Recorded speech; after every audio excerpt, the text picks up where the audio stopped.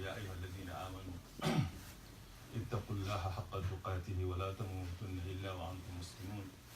أما بعد، أنا أبي عمرة سفيان بن عبد الله رضي الله عنه قال: قلت يا رسول الله قل لي في الإسلام قولا لا أسأل عنه أحدا غيرك. قال: قل آمنت بالله ثم استقم. رواه Muslim. Je vous invite avec moi de méditer sur ces hadiths du prophète sallallahu alayhi wa sallam qui est plein de bienfaits et des enseignements, comme ça a été toujours le cas, car sa mission, comme Dieu le très beau dit, لقد من الله على المؤمنين إذ بعث فيهم رسولا من أنفسهم يتلو عليهم آياته ويزكيهم ويعلمهم الكتاب والحكمة وإن كانوا من قبل لفي ضلال مبين.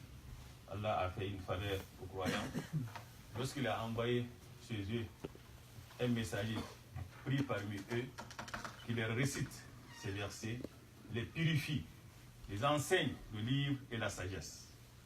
Donc chaque hadith du prophète sallallahu alayhi wa sallam est plein des enseignements, plein de sagesse. Dans ce hadith, ce sahabi dit qu'un jour j'ai dit au messager d'Allah: ô messager d'Allah, dis-moi quelques paroles sur ma religion, sur la religion, sur lesquelles je n'interrogerai personne d'autre que toi. Donc une parole de sainteté, explicite, claire. Le messager d'Allah lui a répondu: dis je crois à Allah et maintiens-toi droit. Si nous méditons sur ces hadiths du prophète sallallahu alayhi wa sallam, sur la question, sur la nature de cette question, ça nous apprend beaucoup sur la personne qui a posé cette question. Quelle était sa préoccupation? Quel était son souci? Le souci de cette personne, comme c'était le cas des Sahaba et nos prédécesseurs pieux, n'est autre que l'au-delà. Ils n'étaient point attachés à ce bas monde. Dis-moi quelques paroles sur quoi? Comment acheter une maison? Comment avoir richesse? Comment perdurer, avoir longue vie sur cette terre? Non, ce n'était pas le cas, mais sur ma religion. Sur ma religion. Et c'est très important, car Dieu le très haut dit: يَعْلَمُونَ ظَاهِرًا مِنَ الْحَيَاةِ الدُّنْيَا وَهُمْ عَنِ الْآخِرَةِ هُمْ غَافِلُونَ. Ils connaissent un aspect de ce bas monde, tandis qu'ils sont inattentifs, indifférents à l'au-delà. Non, à l'au-delà. Beaucoup d'entre nous, leur préoccupation, c'est quoi? Ce bas monde, les biens de ce bas monde, éphémères. Et dans cela, ils sont très habiles dans l'acquisition de ces biens et de faire tout pour l'avoir. Quant à l'au-delà, ils sont complètement inattentifs, insouciants envers ça. Et ce n'est pas ça que nous devons être vraiment. Qu'est-ce que le croyant doit avoir comme préoccupation? C'est l'au-delà. Le prophète sallallahu alayhi wa sallam dit: Man kanat al-akhiratu hammahu ja'ala Allahu ghinahu fi qalbihi wa jama'a lahu shamlahu wa atathu ad-dunya raghima. Wa man kanat ad-dunya hammahu ja'ala Allahu faqrahu bayna aynayhi wa farraqa alayhi shamlahu wa lam ta'tihi min ad-dunya wa lam ya'ti min ad-dunya illa ma qaddara lahu. Dans ce hadith, le prophète sallallahu alayhi wa sallam dit: celui quiconque fait de l'au-delà son souci principal, sa préoccupation principale, Allah mettra sa richesse où? Dans son cœur. Dans son cœur. Dans son cœur, et rassemblera ses affaires, ça veut dire les siens, autour de lui. Il trouvera vraiment la joie de ses yeux, dans sa famille, dans ses enfants, dans ses époux, aux épouses, dans ses amis, dans tout ce qui est autour de lui. Et ce qui lui a été destiné lui reviendra inévitablement. Personne ne peut vraiment repousser ça. Donc c'est très important. C'est pour cela, à Sahaba, quant à celui qui fait de ce bas monde son souci principal, qu'est-ce qu'il fera? Dieu mettra sa pauvreté devant ses yeux. Il est riche, mais il est pauvre. Il a l'argent, il est pauvre. Il a tout, mais non, il n'a pas vraiment cette tranquillité, cette quiétude dans son cœur. Donc c'est très important. C'est pour cela qu'il dit: Allahumma la taj'al musibatana fi dinina wa la taj'al ad-dunya akbar hammina wa la mablagha ilmina. Ne fais pas de ce bas monde notre souci principal. et ne fait pas vraiment la science de ce bas monde, notre savoir ultime. Et c'est très important que de rechercher l'au-delà, c'est ça qui doit être vraiment l'objectif du croyant. Et quand on revient à la question, à la réponse elle-même, le prophète sallallahu alayhi wa sallam lui a donné une recommandation qu'on peut considérer, et il est vraiment la recommandation la plus complète, la plus utile, parce qu'il contient tout ce dont le croyant a besoin dans sa religion. De savoir quoi? La foi, et se maintenir droit sur le droit chemin. Car la foi, c'est l'élément essentiel dans la religion.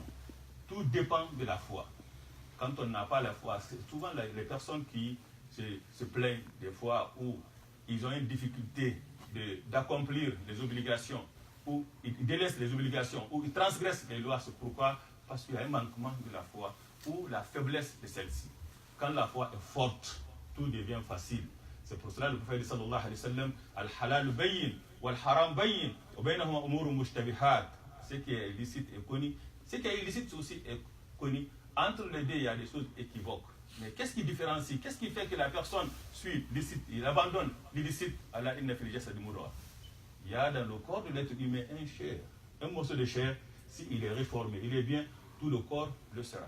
Tout le corps le sera. C'est pour cela que le prophète sallallahu alayhi wa sallam, dans sa prophétie, durant sa prophétie, qui durera 23 années, il consacra les 10 années, les premières 10 années, exclusivement à prêcher la foi. À prêcher la foi. Et c'est dans la 10e année que la prière quotidienne, 5 fois quotidienne, fut légiférée après son ascension. Quant à l'aumône, le jeûne n'ont été légiférés, institués que dans la 15e année. Hajj, c'est dans les 18e ou 19e année. Donc, il a consacré d'abord sur quoi? Sur la foi. C'est pour cela, Dieu le très haut, quand il s'adresse aux croyants, de ne pas user, de ne pas manger l'usure, ou de jeûner, ou d'accomplir la prière, il s'adresse en qualité de quoi? Ya ayyuhalladhina amanu kutiba alaykumus siyam kama kutiba alal ladhina min qablikum. Vous qui croyez, le jeûne vous a été prescrit comme il a été prescrit à ceux d'avant vous. Ya ayyuhalladhina amanu idha qumtum ila as-salat. Vous qui croyez, Ya ayyuhalladhina amanu la ta'kulu riba. Donc c'est très important. Qu'est-ce qui fait que la personne voit le riba avec tous les intérêts qu'on dit autour de lui? Il abandonne, c'est la foi. C'est la foi. Qu'est-ce qu'il fait vraiment? Il mange le riba. Ou il ne prie pas. Ou il a dit c'est la foi. C'est pour cela Jundub ibn Abdullah قال كنا عند رسول الله صلى الله عليه وسلم ونحن فتيان جزابرة فتعلمنا الإيمان قبل أن نتعلم القرآن فلما تعلمنا القرآن زدنا به إيمانا. Il dit que nous étions auprès du messager d'Allah alors que nous étions jeunes. Il nous a appris d'abord la foi avant de nous apprendre le Coran. Quand nous avons appris le Coran, cela fit augmenter notre foi. Donc, il met l'accent de quoi? Sur la foi, très important. Quand on dit la foi en Allah, ça concerne toutes les informations sur Allah que le prophète sallallahu alayhi wa sallam nous a informé, qui est dans le savoir religieux, non le savoir religieux dit qu'ils sont de nombre de 6. Al-Iman billah, croire à Allah. Al-Iman bi malaikati, croire en ses gens, en ses livres, en ses messagers, au jour dernier et aussi au destin. Ces tous éléments-là, c'est très important. Quand un élément est manquant, ça causera de brèches dans ta foi. Croire à Allah, c'est croire à sa noble, personne noble. Croire à sa majesté, croire à son pouvoir, croire aussi sa qualité divine, qu'il n'y a point de divinité en dehors d'Allah, que Allah est omniscient, omnipotent, qu'il est créateur de tout. Donc c'est très important. La personne qui sait ça, il ressent aussi la présence d'Allah. C'est pour cela, le prophète sallallahu alayhi wa sallam, quand on lui demanda Ma huwa al-ihsan, qala al-ihsan an ta'budu Allah ka'annaka tarah, fa in lam takun tarah, fa innahu yarak. Il dit quelle est la perfection dans la religion, dans le comportement de l'être humain, du croyant. Il dit c'est d'adorer Allah comme si tu le voyais. Si tu ne le vois pas, lui il te voit. Donc la personne qui a la présence d'Allah, il sait qu'il n'est pas seul. Il n'est pas seul, il est avec Allah. Allah le voit. Et aussi les anges, de savoir vraiment qui sont quoi. C'est des créatures qui font partie du monde invisible. Qu'Allah les a créés des lumières qui ils bougent une obéissance, une servitude totale à Allah. Et qu'il y a des anges qui s'occupent de nous à consigner tout ce que nous faisons. Dit le Très Haut, dit وَلَقَدْ خَلَقْنَا الْإِنسَانَ وَنَعْلَمُ مَا تُوَسْوِسُ بِهِ نَفْسُهُ إِذْ يَتَلَقَّى الْمُتَلَقِّيَانُ وعن اليمين وعن الشمال قعيد ما يلفظ من قول إلا ولديه رقيب عتيد ما يلفظ من قول إلا لديه رقيب عتيد. Ne prononce aucun mot sans qu'il y ait auprès de lui deux anges, un à la droite et aussi à sa gauche, qui inscrit tout ce qu'il dit. La personne qui sait que Allah le voit et que les gens sont là à côté vraiment à inscrire, cette personne vraiment saura vraiment de se comporter sainement. Et aussi les livres célestes, ça veut dire quoi? De croire que tout ce qui est dans le Coran est véridique. Tout ce que le prophète sallallahu alayhi wa sallam nous a appris dans le Coran, c'est la parole d'Allah. Et de le mettre aussi en application. Et de faire de ce Coran d'Ustour, c'est très important, notre référence et notre guide. Et aussi croire au messager d'Allah, que le prophète sallallahu alayhi wa sallam est le messager d'Allah. C'est lui qu'on doit vraiment suivre. C'est pour cela que le prophète sallallahu alayhi wa sallam dit كلكم يدخل الجنة كل أمتي يدخلون الجنة إلا من أبى قيل يا رسول الله من يأبى قال من أطاعني دخل الجنة ومن عصاني فقد أبى. Il dit toute ma communauté entreront au paradis sauf celui qui refuse. Qui peut refuser d'entrer au paradis? Celui qui m'obéit entrera au paradis, celui qui me désobéit aura refusé. Donc c'est très important ça. Et de quoi? Croire à ces éléments-là, croire à Allah, croire aux anges, croire aussi aux prophètes, croire. C'est très important, l'au-delà. L'au-delà, où le jour du jugement dernier, Yom al-Akhir, est fondamental dans la croyance musulmane. C'est ça vraiment qui amène une personne à entreprendre le droit chemin, le chemin du bien.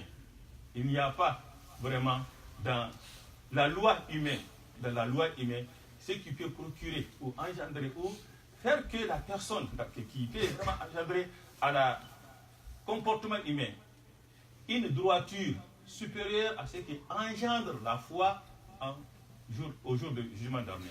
La personne qui sait vraiment qu'il mourra et qui sera ramené devant Allah et jugé, soit ça sera comme le dit le prophète sallallahu alayhi wa sallam, c'est le paradis éternel ou c'est l'enfer éternel, cette personne saura vraiment se comporter bien. C'est pour cela dans le Coran, souvent, Allah lit la foi en lui et à la fois au jour du jugement dernier ensemble dans le Coran. إنما يعمر مساجد الله من آمن بالله واليوم الآخر ليس البر أن تولوا وجوهكم قبل المشرق والمغرب لكن البر من آمن بالله واليوم الآخر. Donc aussi longtemps que la personne a ces éléments-là, il croit ces éléments, ces 6 éléments-là, c'est très important. Et aussi le destin. Le destin, c'est un élément essentiel dans la foi musulmane. Car la personne croit au destin, que tout ce qui nous arrive, tout ce qui est dans ce bas monde et tout ce qui arrive dans ce bas monde, créé par Allah, inscrit dans un livre 50 000 années avant la création des cieux et de la terre. Ma asabaka, ma akhta'aka, lam yakun yusibak. Ou ma asabaka, lam yakun yukhtiak. Ce qui t'atteint ne saurait vraiment t'épargner. Ce qui t'a épargné ne saurait t'atteindre.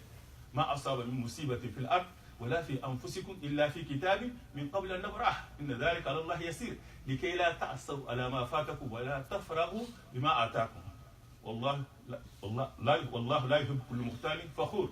Dans ce verset coranique, c'est très important. Qu'est-ce qui nous procure la joie, la tranquillité, le bonheur de savoir ce qui nous atteint, nous saura vraiment nous épargner.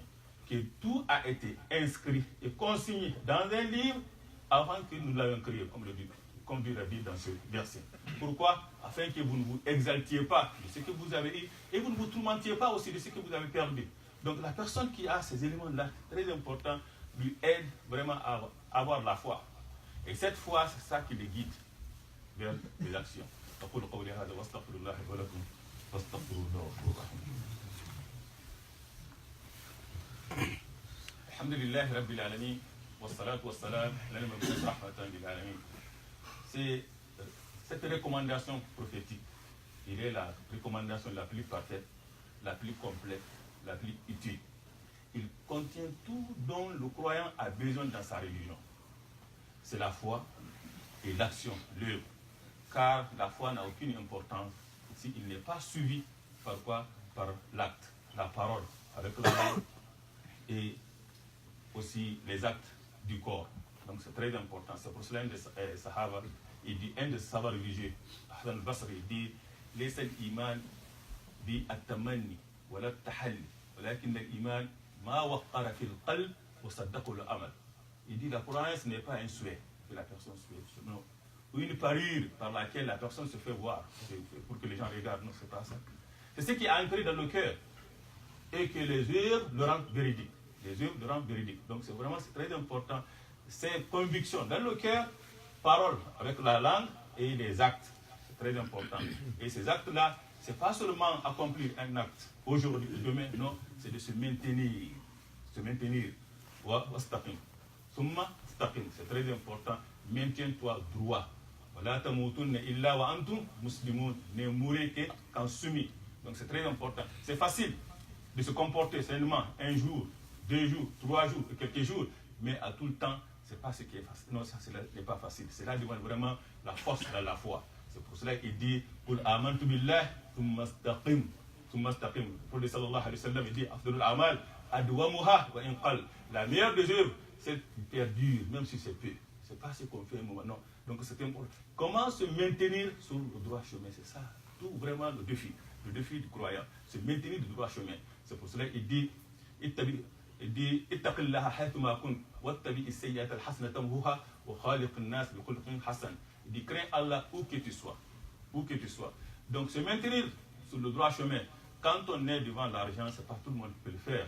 Quand on est devant vraiment nos passions, nous penchants, c'est important vraiment de se maintenir sur le droit chemin. Donc le prophète sallallahu alayhi wa sallam, Allah a donné la capacité d'exprimer beaucoup de choses, beaucoup d'enseignements en peu de termes, vraiment d'explications concises, lui a donné vraiment la recommandation la plus parfaite, la plus complète, que tout croyant a besoin vraiment de mériter le pardon d'Allah, mériter l'agrément d'Allah et accéder au paradis. Donc c'est très important de méditer sur le hadith du prophète sallallahu alayhi wa sallam et surtout sur les 6 éléments de la foi. Tout passe par la foi.